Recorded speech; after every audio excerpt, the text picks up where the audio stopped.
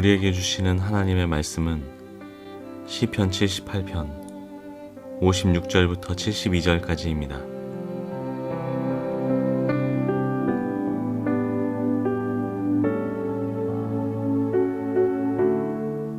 그럼에도 그들은 가장 높으신 하나님을 시험하고 거역하면서 그의 법도를 지키지 않고 그들은 그들의 조상들처럼 빗나가고 배신하여 느슨한 활처럼 엇나갔다.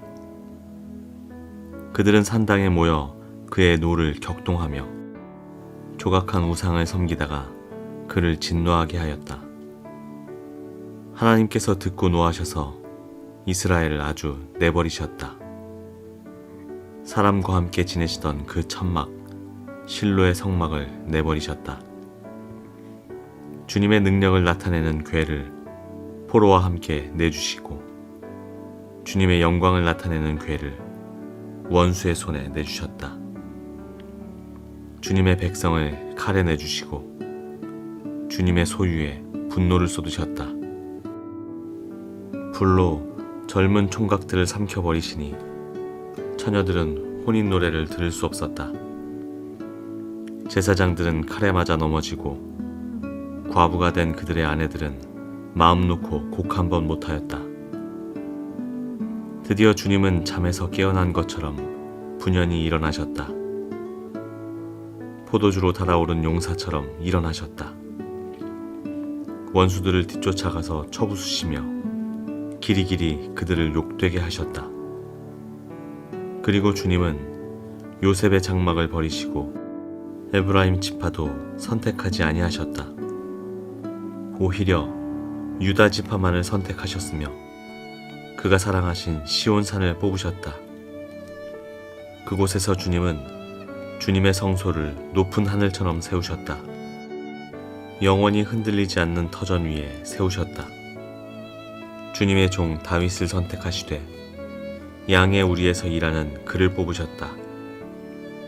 암양을 돌보는 그를 데려다가 주님의 백성 야곱과 주님의 유산 이스라엘의 목자가 되게 하셨다. 그는 한결같은 마음으로 그들을 기르고 슬기로운 손길로 그들을 인도하셨다.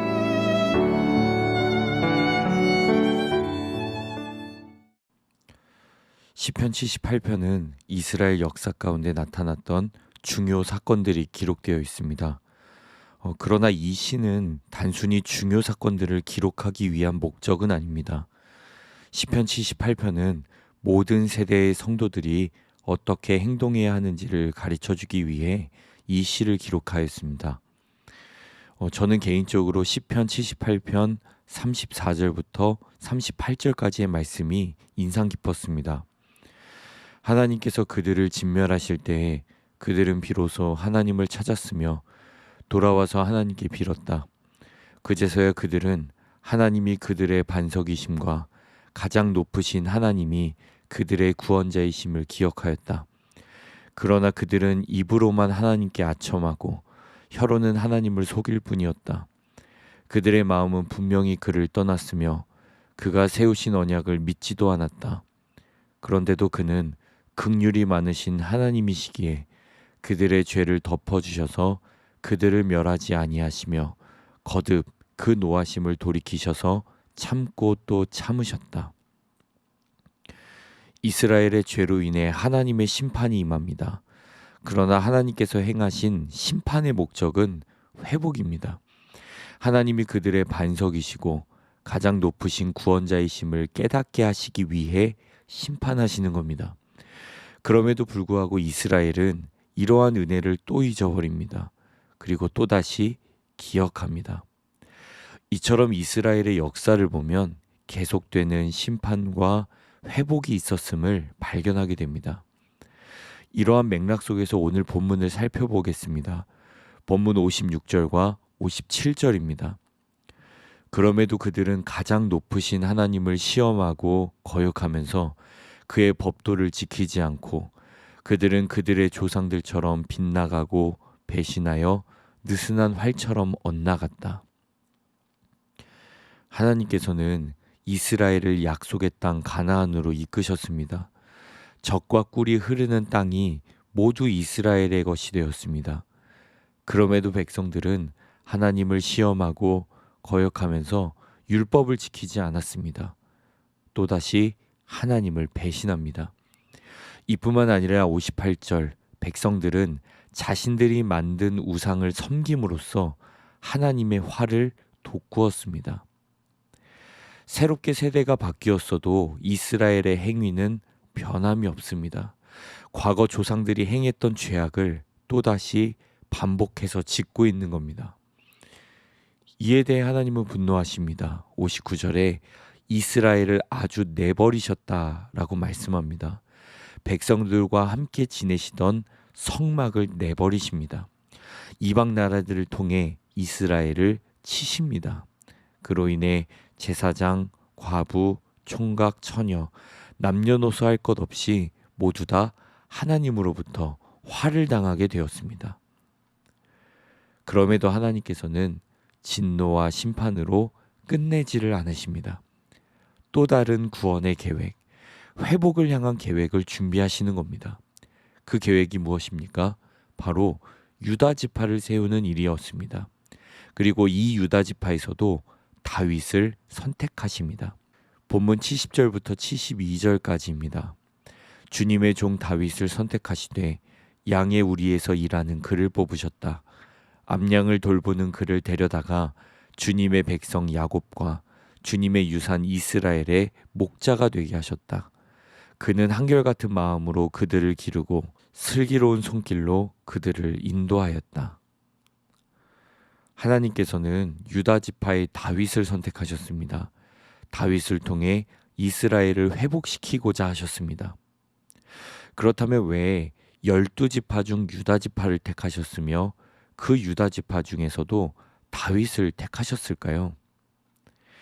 다윗이 하나님의 택함을 받은 것은 신실한 하나님의 종이었기 때문이 아닙니다. 오히려 신실한 하나님의 종이 되도록 택함을 받은 것입니다. 하나님의 이러한 선택은 자유로우시고 은혜로우신 선택이십니다. 우리는 하나님의 선택에 대한 이유를 다 알 수 없습니다. 그럼에도 분명한 것은 하나님의 심판은 심판으로 끝나는 것이 아니라 회복을 향해 있다는 사실입니다. 예레미야 29장 11절입니다. 너희를 두고 계획하고 있는 일들은 오직 나만이 알고 있다. 내가 너희를 두고 계획하고 있는 일들은 재앙이 아니라 번영이다. 너희에게 미래에 대한 희망을 주려는 것이다. 나 주의 말이다. 하나님의 선택, 하나님의 마음은 단순히 재앙을 주시거나 심판하시려는 것이 아님을 깨닫게 됩니다. 번영을 위한 재앙입니다. 회복을 위한 심판인 겁니다. 우리는 오늘 이스라엘의 반복되는 죄와 그에 따른 하나님의 심판, 그리고 결국 하나님께서 이루실 회복을 보았습니다.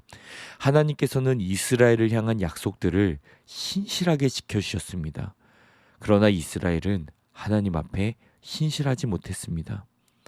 우리도 마찬가지입니다. 때때로 우리의 신앙과 삶은 상황에 따라 변해버립니다. 그러나 우리를 향하신 하나님의 마음은 늘 신실하십니다. 당장의 어려움과 버거운 시간들로 인해 주저앉을 수도 있습니다. 절망을 맛볼 수 있습니다.